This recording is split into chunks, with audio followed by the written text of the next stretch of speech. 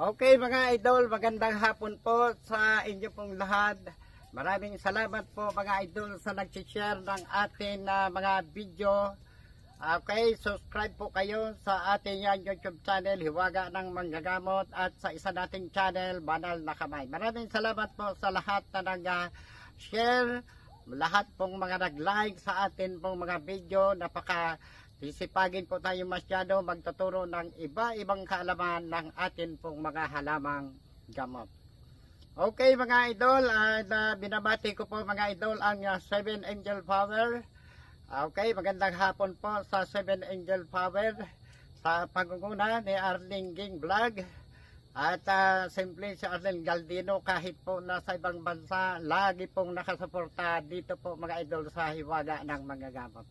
Maraming salamat po sa lahat na nagtangkilig dito po sa atin mga vlog. Thank you po mga idol. Mabuhay kayo, pagpalain kayo ng ating Panginoong Hesus na taga Nazaret. Okay mga idol, ituturo ko na naman po sa inyo mga idol ang panibagong herbal na tinatawag po mga idol San Francisco. At ito po, kaparati po nitong tawagin sa Tagalog, Sagilala. Ano po?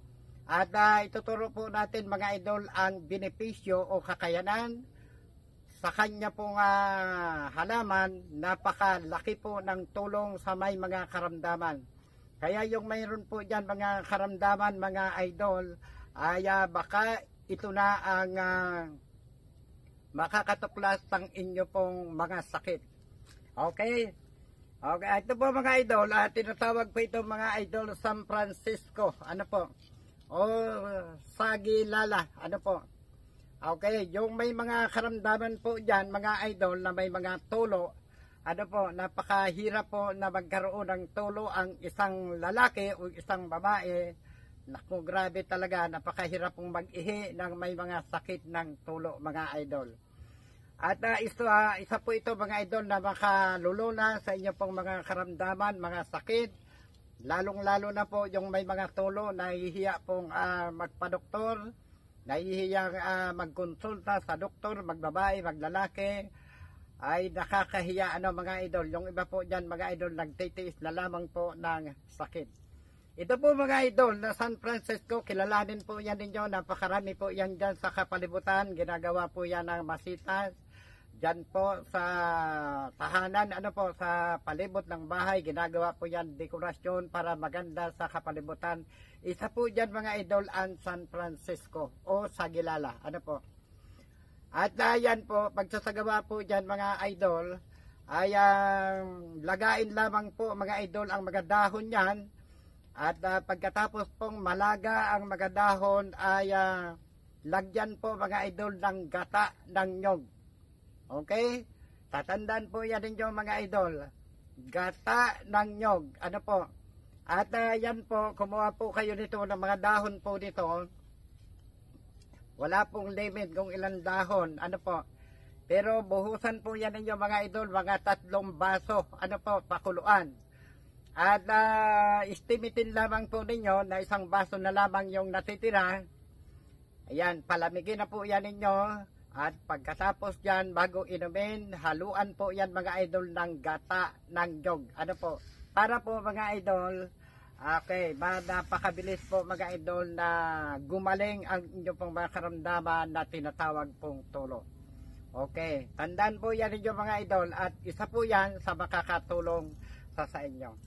At doon naman po mga idol sa may mga karamdaman na nagtatae, alam naman po natin na kung minsan medyo nasisira ang ating tiyan, mga idol sa atin pong mga kinakain. Kunin lamang po mga idol ang pinakang ugat po nitong San Francisco, lagain po, sabahan po ng dahon, at inumin po ng mainit-init pa, Ayan. Doon naman po mga idol sa may mga breast cancer, napakarami po na may mga karamdaman ngayon na mga babae na may mga bukol sa mga didi, isa po ito mga idol na nakakapagaling ng may mga breast cancer. Kaya ang pagsasagawa po niyan, lalagain po yan mga idol, magtiyaga lang po kayong mag-inom nito. utay-utay pong mawawala yung mga bukol po sa inyo pong mga didi. Yan, isa po yan mga idol makakaluna sa inyo pong mga karamdaman ang Sagilala o San Francisco. Doon naman po mga idol sa may mga epilepsy, ano po, na bigla na pong tumitirik ang mata, bigla na lang nalalaglag, bigla pong inaatake sa may mga epilepsy. Ito din po mga idol ang nakakagamot doon po sa may mga epilepsy. Halimbawa po mga idol, may mga eczema ka sa iyong katawan, lagain po mga idol ang mga dahon pong ito. At pagkatapos po yan, malaga, ilanggas po ng mainit-init pa. Yan, dala pa po yan mga idol. Lalong-lalo na po mga idol, isa pa po itong number 1 na gamot. At luna doon po mga idol sa may mga prostate, sa mga lalaki po mga idol. Okay, lagain po yan mga idol, ang dahon na yan, gawin pong agwatsim po. 3 beses maghapon, doon po mga idol sa may mga breast cancer at sa may mga prostate. At doon po mga idol sa mga nagtatae. Ano po? Lalong-lalo na po mga idol doon po sa may mga sakit na tulok mga idol. Yan. Yung mga kulang po mga idol sa halimbawa, kulang ka po sa dugo ay number 1 pa po ito mga idol, pampabalik ng dugo. At isa pa po niyan mga idol, nakakatanggal po yan ng mga ulcer o kaya mga cancer mga idol. Yung may mga cancer, yung breast cancer kasi mga idol, papunta na po yan sa cancer. Isa po yan mga idol na makakapag bigay ng lunas ang mahiwagang herbal pong Sagilala o kaya San Francisco. Okay mga idol, maraming salamat sa lahat na mga nag-share ng atin pong mga video. Maraming salamat po mga idol doon po sa mga nagtangkilik ng atin pong mga video. Thank you. Maraming salamat. Mabuhay po tayo.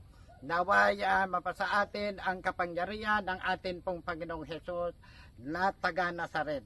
Okay mga idol, bye-bye po sa inyo.